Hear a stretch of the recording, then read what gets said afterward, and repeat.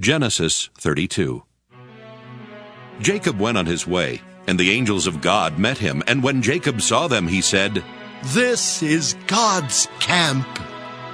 So he called that place Mahanaim. Jacob sent messengers before him to his brother Esau in the land of Seir, the country of Edom, instructing them, "Thus you shall say to my lord Esau, Thus says your servant Jacob, I have lived with Laban as an alien and stayed until now, and I have oxen, donkeys, flocks, male and female slaves, and I have sent to tell my lord in order that I may find favor in your sight."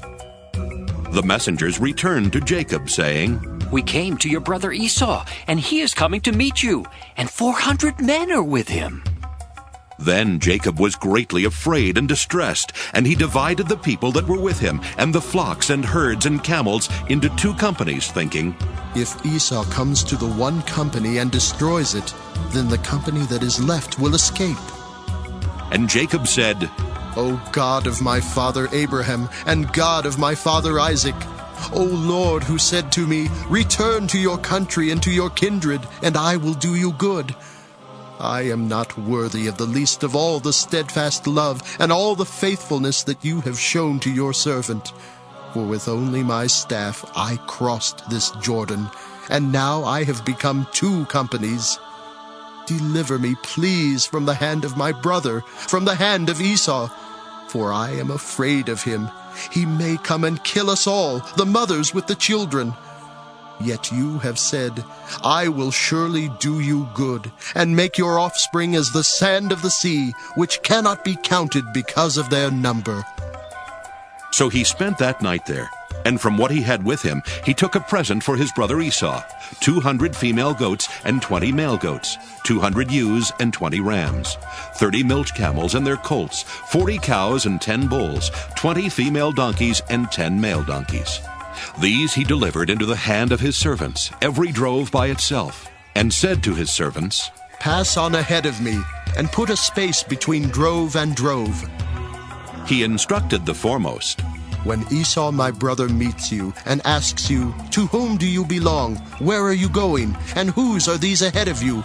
Then you shall say, They belong to your servant Jacob. They are a present sent to my lord Esau, and moreover he is behind us." He likewise instructed the second and the third, and all who followed the droves. "You shall say the same thing to Esau when you meet him, and you shall say, Moreover your servant Jacob is behind us." For he thought, "I may appease him with the present that goes ahead of me, and afterwards I shall see his face. Perhaps he will accept me." So the present passed on ahead of him, and he himself spent that night in the camp. The same night he got up and took his 2 wives, his 2 maids, and his 11 children, and crossed the ford of the Jabbok. He took them and sent them across the stream, and likewise everything that he had. Jacob was left alone, and a man wrestled with him until daybreak. When the man saw that he did not prevail against Jacob, he struck him on the hip socket, and Jacob's hip was put out of joint as he wrestled with him. Then he said, "Let me go, for the day is breaking." But Jacob said, "I will not let you go unless you bless me." So he said to him, "What is your name?" And he said, "Jacob." Then the man said, "You shall no longer be called Jacob, but Israel, for you have striven with God and with humans and have prevailed." Then Jacob asked him, "Please, tell me your name." But he said, "Why is it that you ask my name?" And there he blessed him. So Jacob called the place Peniel, saying, "For I have seen God face to face, and yet my life is preserved." The sun rose upon him as he passed Peniel, limping because of his hip. Therefore to this day the Israelites do not eat the thigh muscle that is on the hip socket, because he struck Jacob on the hip socket at the thigh muscle.